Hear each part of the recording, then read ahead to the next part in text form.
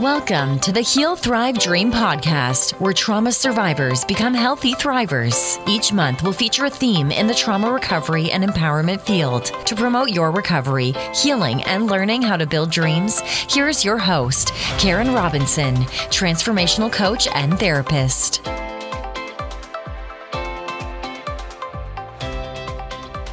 Hi, welcome back to the Heal, Thrive, Dream podcast. Today, our guest is Vivien Sieber. Vivien inherited a collection of letters, journals, and family photographs from her father, Peter, along with the responses to his 1999 survey of the Kinder transport girls as mature women, cared for by her grandmother in the hostel. Paula was one of the matrons and kept in touch with many of the girls throughout her life. Vivien was privileged to meet some of these women who generously shared their memories. They talked about leaving their families as young children, their time in the hostel, and later lives. Many of the words are included in Kino and Kinder, which is Vivien's novel. So Vivien, welcome to my show today. Thank you. Hello. Yeah, so let's know a little more before we talk about your family and family history. Tell us what you do for a living and just a little more about Vivien. Right, well, now I'm so old, I don't have a day job. I'm retired. Before that, I trained as a biologist and did biosciences research for about 10 years at a range of universities in England. Manchester, Oxford, and London. Then I moved into teaching genetics. So I was a senior lecturer in genetics at the University of East London. And then I moved sideways into learning technology. I was just appearing and into helping other people use technology in their teaching. So I went back to Oxford and set up the e-learning unit for the medical sciences division. And then finally, I went to the University of Surrey to work in the library. And then I retired. And since then, I've written my book and I've been learning to make pottery. And aside from that, I'm mad about gardening, cooking, and my doggies. Oh, very nice. Did you always know that maybe one day when your career settled down and retired that you would write about your family? I think I always, although in some ways writing the book was unexpected, I think I always knew I'd do something to mark what had happened, because my father very much wanted to thank the people who'd cared for him, because he came over as a refugee, and all the others. And in the end, a book seemed a sensible thing to do. Well, it's definitely honoring some people, right? What was the hardest part for you in writing the story? Like, what really stirred for you? If you're comfortable sharing that. It started really very much by accident, and a few very lucky things like the suitcase of letters and the photographs. And I'd always wondered what happened to the family that I never knew about. So my grandmother didn't really talk about her siblings or their children. So that was always a question. And as I'm a scientist, I'm very good at much better at asking how type questions and trying to organize things.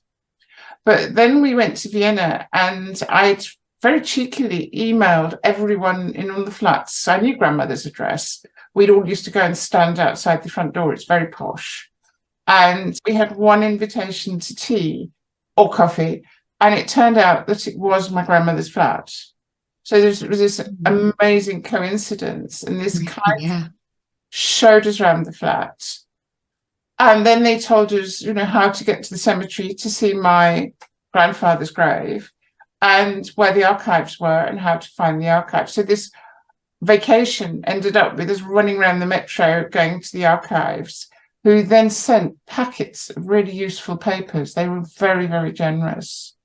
So there was the sort of quest to find out what happened.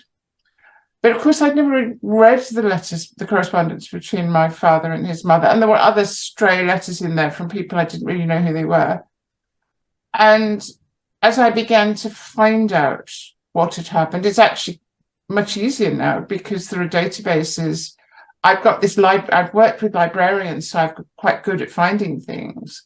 But actually, when you start looking at the Holocaust databases, and my great aunt Selma, the great aunt who had the cinema with my grandmother, one evening her death certificate just popped up into my mailbox, and you're suddenly faced with a picture of someone who's died in a concentration camp. She died in Theresienstadt, and that sort of brings it home to you in a really difficult way. So there was that, and I suppose then I started looking more at the history and realized just how extensive the death camps and extermination camps were, particularly as you move further east across Europe. I'd known about Auschwitz and Theresienstadt, which actually are where most of my family ended up. Not all of them, but then I found that she would have been an aunt, was just murdered in a place called Malotropinets, which is right out, sort of almost in Ukraine. And there you realise that she was stood up, made to take her clothes off, and shot. And that sort of thing is fairly devastating. Very devastating. Thank you for being willing to share it, though, because we have to give a voice to some of this hard stuff where people almost think it never happened, or it's not real, or somebody made it up. I think the thing we have to remember is it did happen. It happened remarkably quickly. If you take the whole rise of the National Socialists it was about 10, 15 years. It wasn't that long, though, of course, anti-Semitism's gone on for much longer. But I think we have to remember that it happened, and we don't want it to happen again. And of course, there are atrocities all over the world today. And I think we have to be alert to them. There are refugees everywhere today. What do you think of the term generational trauma? Do you feel like... This is a really difficult question. And when I talk to other people who've come my generation, because I'm what's called both first and second generation, because both my grandmother and father were refugees. Yes, obviously we had a rather strange childhood because, it took time for my father to build a business. And we were, throughout my childhood, people used to turn up from strange countries because people got spread around. So I must have been about 14 when I now know that she was a distant cousin of my dad's. She suddenly turned up in England. In fact, she lived in America. And I'd not known she'd existed. I don't think my father knew she existed either. And then a guy turns up from Poland who actually lived in South America. So there was that. And of course, my grandmother was traumatized. Mm-hmm. So she lived in Bayswater, which is a part of London, which is very much an enclave of European refugees. So she would sort of sit in a massively overheated flat with a lot of other fat old ladies. If you're a child, they were fat old ladies who cried a lot. And of course, I didn't know that it wasn't normal to have a grandmother who was maybe grandmothers are fat, but it wasn't normal to have a grandmother who cried a lot. So, but I really don't think your question was generational trauma. Yes, that was all strange, but I learned an awful lot of very useful things from all of this. And I mean, my sister will very loudly say that she was not traumatized, that she feels that, of course, if they hadn't survived, we wouldn't exist. So if they hadn't escaped, we'd never have been born.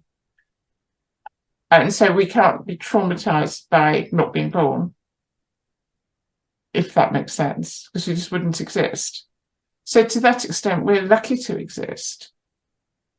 And It's a different way of framing it, isn't it? the other thing is that of course, because they survived, there was a resilience there that I've been very fortunate. I've met quite a few old ladies who were children saved by the kinder transport.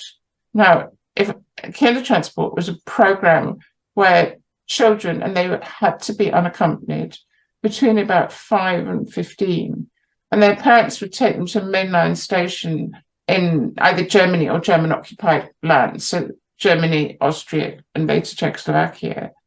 And they'd be put on a train with unknown adults and taken across Europe to Holland, and then across the sea to Harwich, and then to a train station in London or to a holding centre on the south coast. And then they would either go into a hostel or they would go into families. Some were more or less used as cheap labour, completely into the arms of strangers. Now, the women I've met went into the hostel that my grandmother was a matron at, and they are all astounding. They're really positive. And they say things like, well, I got on with my life. What else could I have done? Now, most of those have lost their parents and their family as well, but they built new lives across the world. And one or two of them have said, well, it's actually only as they have become old ladies that they've actually thought about what happened to them when they were children. And I mean, that's one of the things that are in the book, are their memory of antisemitism starting while they were at school in Germany or Austria. And I mean, there's some incredibly vivid descriptions of appalling treatment and rather matter of fact, people being beaten up or taken away and brought back, or taken away and not being brought back. And yet, no, I don't think any of them would say that they were traumatized. What word did they use for what happened?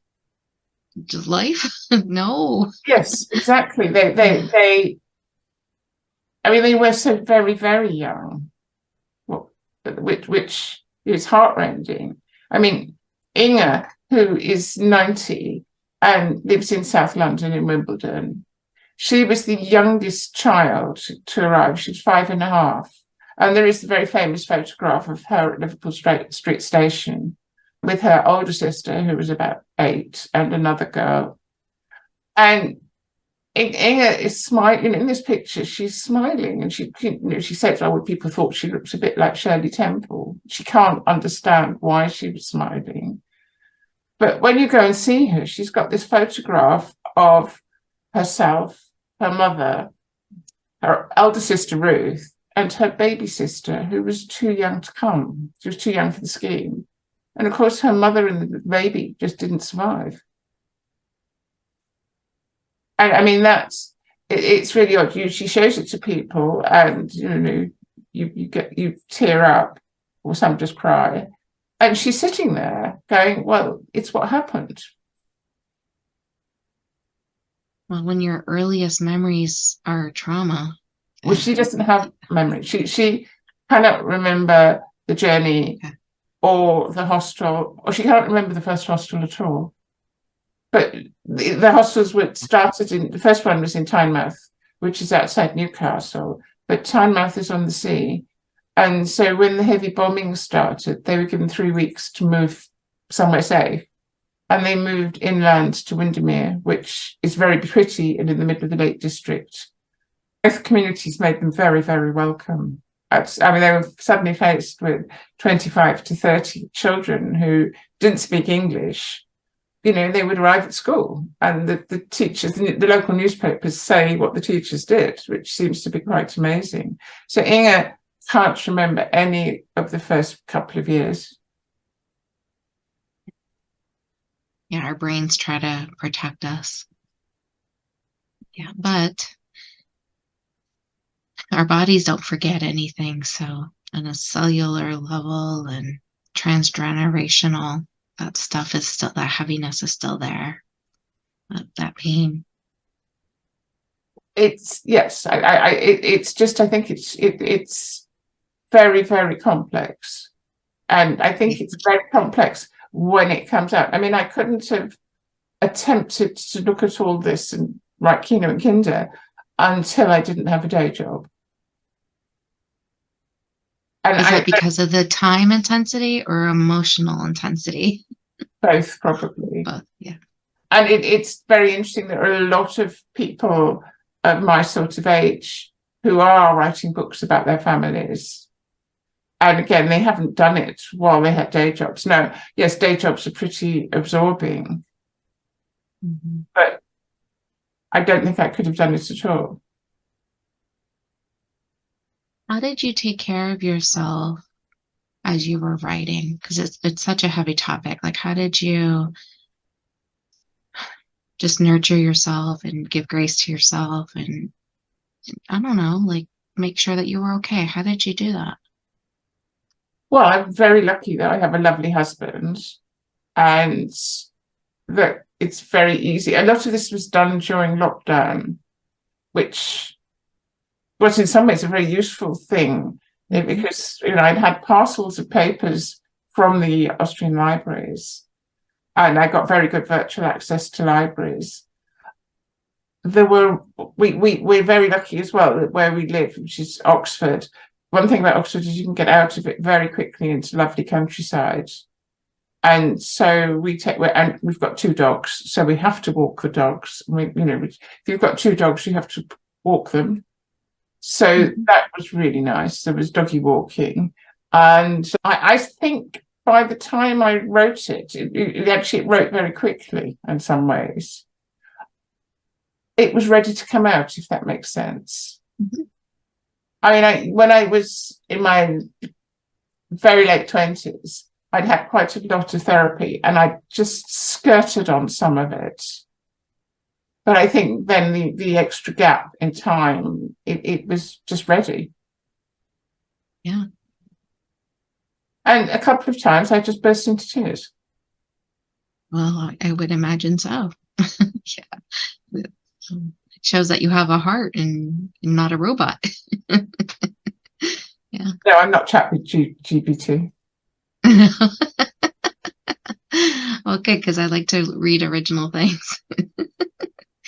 So tell me, or tell the audience, like, what was the most rewarding piece for you about writing this particular book? Like, what made it worth it? Oh, well, it was very nice seeing it when it was printed, and it's got a nice cover. I love the cover. I suppose it was having been able to tell the story, you know, and in particular, I've used my father left lots of a couple of manuscripts that he wrote in the 70s, actually just after his mother had died. I think he wanted to tell the story, and they were never published. So I used big sections of them. And so it was nice to be able to tell that story, you know, for him as well as for me. And of course, people have said absolutely lovely things about it. And that is incredibly nice. And people I really respect have said lovely things about it. And I don't think I don't think they're schmoozing. And so that's lovely. Yeah, I can imagine like your ancestors, if you believe in Well, one very, very old friend who was a family friend, in fact, lived with us for a while. He just wrote, you know, Peter would be really proud, well done. And that was really nice. Yes, exactly. Yeah. So what's next for you now that this book is out into the world? What's next on your at the moment I'm dream list? Doing a lot of podcasts and doing quite a lot of talks, which I really enjoy. And it talks to audiences, you know, whether they're virtual or not. I think it's really important now that I've written it that the story does get told and that we are alert to it happening again. And so it's very rewarding when I go and give a talk for someone and you get questions that show that people have understood and are perhaps going to be more alert. Yeah. So a mission for you is the more people talk about the atrocities of the past, hopefully that will prevent more from happening. Like, we know there's some still happening, but the Holocaust was bigger than big, right? Like you said, it was so far across the continent than people realized. And the impact of, if you think about all the people who weren't born because of the Holocaust, you know, the impact is just of such a huge magnitude. Well, all the people who were displaced as well, because, you know, you just look at my very tiny family, because most of them didn't survive, but they've ended up in America, in South America, and in England.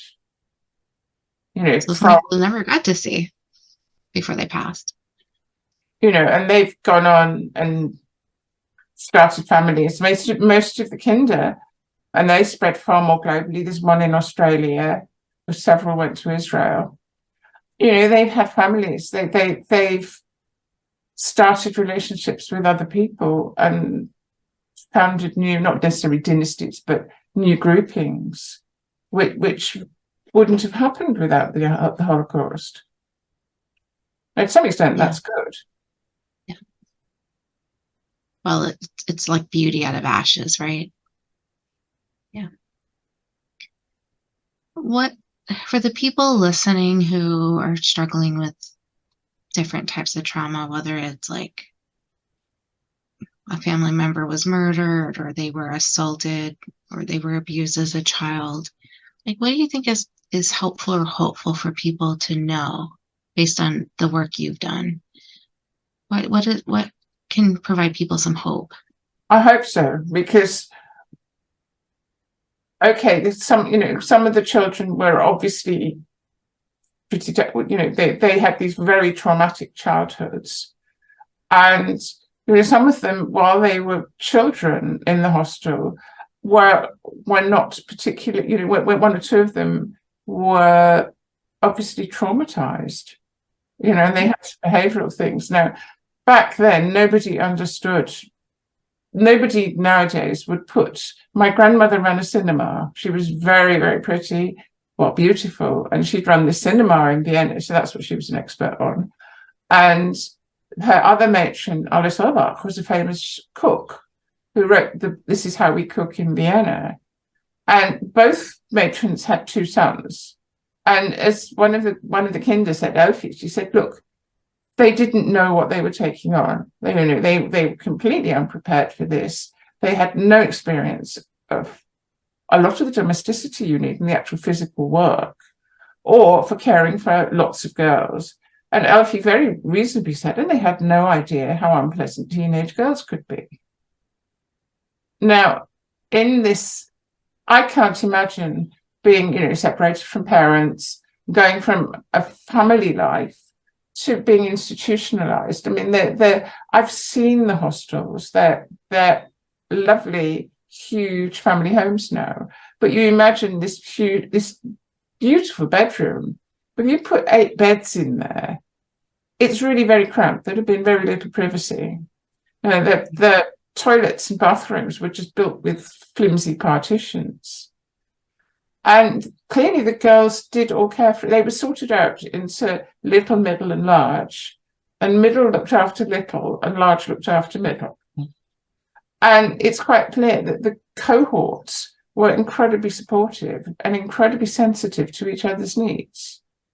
So, they didn't really tell tales on each other. But when at one point the matron said, you must get rid of all the letters from your parents, because they were worried about anybody finding out that they were German or German speakers.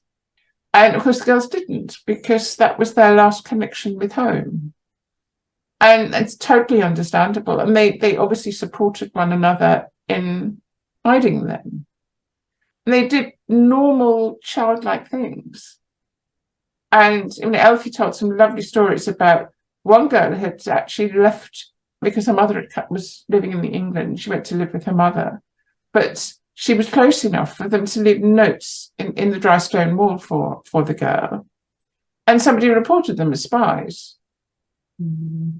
Now, they obviously, had fun as children. And, Elfie went on to become a mother and a granny and a teacher. She taught English. And she had a very interesting life. And again, she was totally sensitive to not only she was just so sensible and so fair when she talked about what it had been like being in the hostel. And I think that must give you hope that children can survive that and go on and have these very valid and useful lives. Thank you for that. Yeah. The human spirit, man. It can endure. Yeah. Most of them went on to work in the caring professions. So they went on to work in nursing, teaching, allied to medicine. One was a librarian, but a lot of stuff in the community as well. I think that's the other thing, is that they had to support themselves from an incredibly young age. One girl, she was the only one who was Czech, so she arrived and spoke neither English nor German. And she was sent from the Windermere hostel, so she had to learn English, and she obviously learned some German very quickly. But then they decided that she ought to go to a hostel for Czech girls.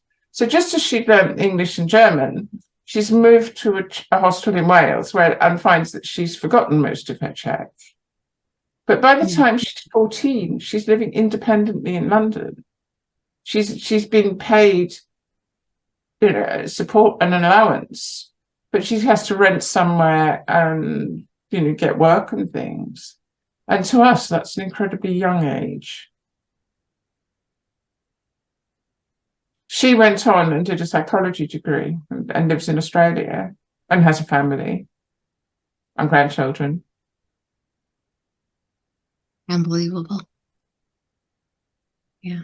So thank you for telling these stories. What a gift you've given for people to be able to read these and pass stories along. Our stories are so important.